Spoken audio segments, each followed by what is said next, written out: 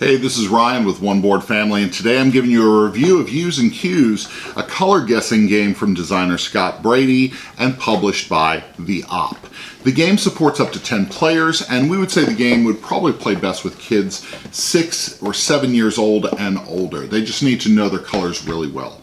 On your turn, you are given a card with 4 colors available to choose from.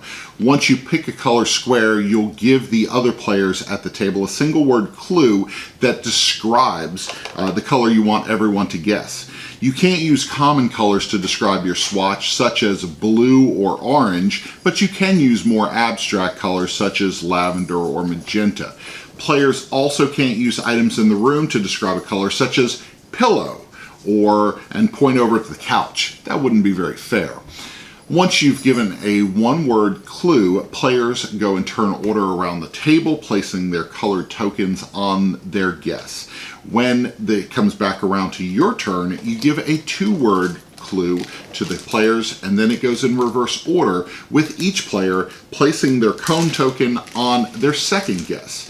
Now, oftentimes this is a chance to correct a previous clue that you've given that wasn't close enough to the color swatch that you want them to guess.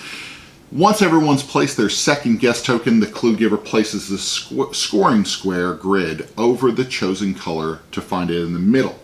And then you find everybody's score for that round. If a player guesses with the exact color swatch, they're given 3 points. Players who guess around the color but are still inside the square score 2 points each.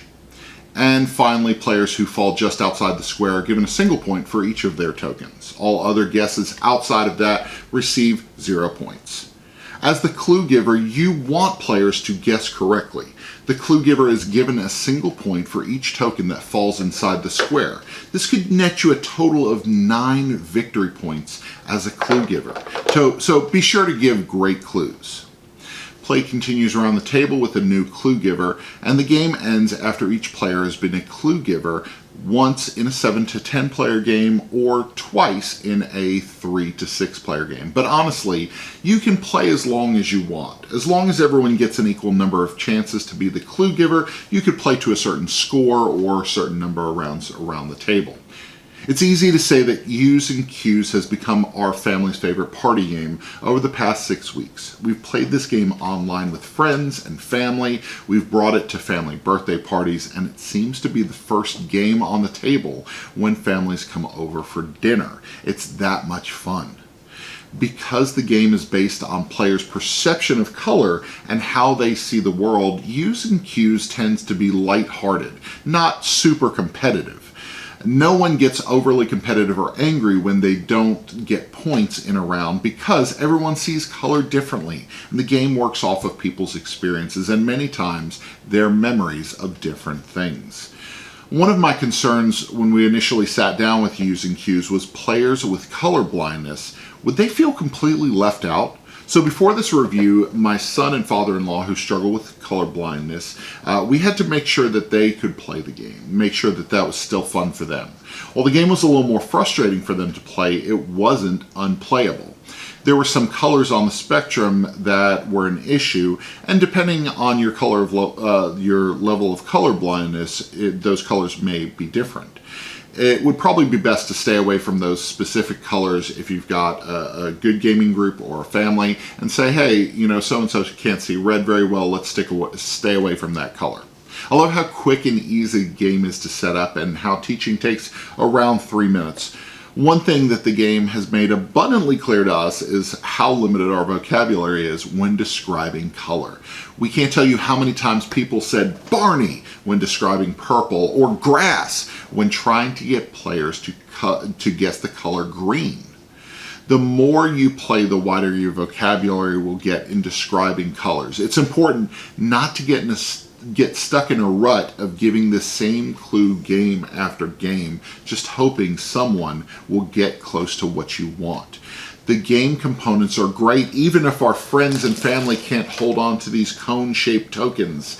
These things have been dropped on the floor and table a dozen times, and we laugh so much about it. It's almost like the cone shape is the equivalent of a greased pig for some reason.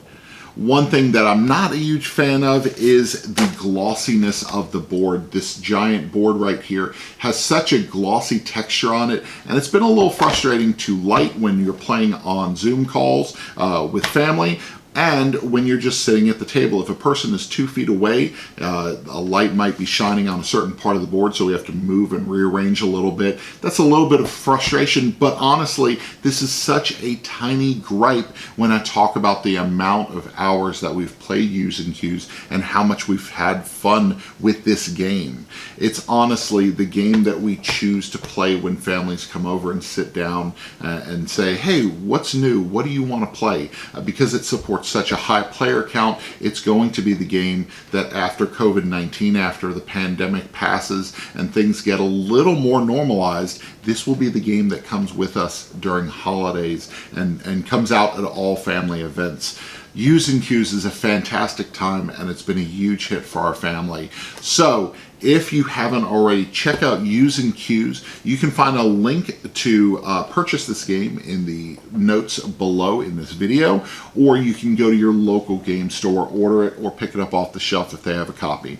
Now remember, if you haven't already, be sure to subscribe to this channel. We've got more reviews and we have tons of videos for you to check out. And if you haven't already, check us out on all the social media platforms at One Board Family.